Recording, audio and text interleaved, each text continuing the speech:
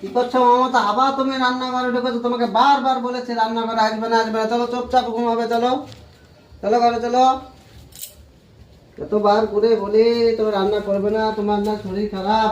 চুপ করে এখানে চুপ করে ঘুমাও, শুয়ে পড়ো, চুপচাপ শুয়ে পড়ো। তোকে বারবার বলেছি উঠবে না উঠবে না, শরীর খারাপ, তাও তোমাকে ওঠার দরকার কি?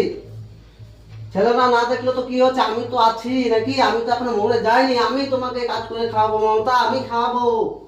দেখো আজ আমি নিজের হাতে ঠেলা টেনে তোমার জন্য খাবার দিয়েছি, দেখো দেখো।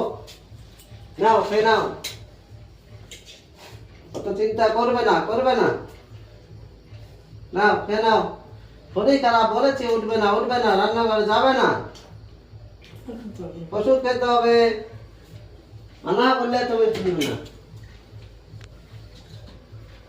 আমার একটু তুলো তুলো। ওঠো ওঠো ওঠো ওঠো, রান্নাঘরে ঢুকবে না ঢুকবে না। ওষুধটা খেয়ে নাও। ওদের মধ্যে দেবো।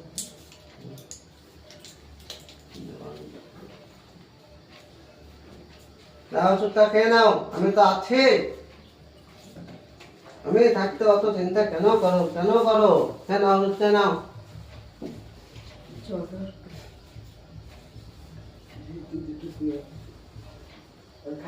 একটু ঘুমিয়ে পড়ো ঘুমিয়ে পড়ো, লোকটা ঘুমিয়ে পড়ো ঘুমিয়ে পড়ো। উঠবে না একদম, রান্নাঘরে যাবে না আর বলে দিলাম। ছেলে না দেখলে তো কি হচ্ছে, আমি তো আছি নাকি? আমি খাওয়াবো তোমাকে, আমি খাওয়াবো বলছি।